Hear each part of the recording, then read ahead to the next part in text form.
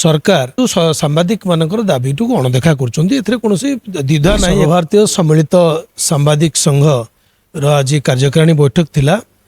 तार जो अध्यक्ष अच्छा डॉक्टर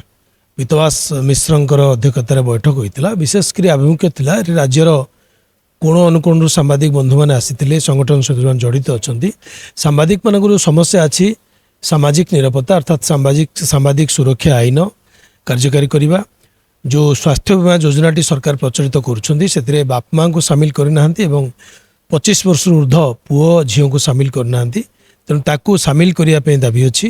ता सहित अवसरकालीन भत्ता जो भाव में समग्र भारत वर्षर 21 राज्य बर्तमान सुधा 8,000 रु 25,000 टंका पर्यंत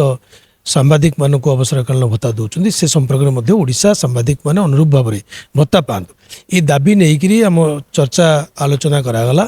एवं आलोचनाटा को किभली रूप दिज्व आगामी दिन में किभली भाव में सम्मिलित भाव में उद्यम करा सरकार ऊपर चाप पकड़ापी से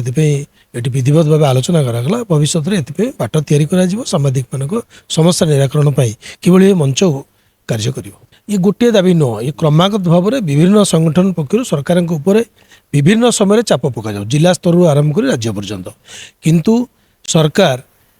यही जो सांबादिक मानकर दाबी को अणदेखा करोसी द्विधा ना या प्रकाश करें तेणु किभली भाव में प्रभावी ढंग से प्रभाव पक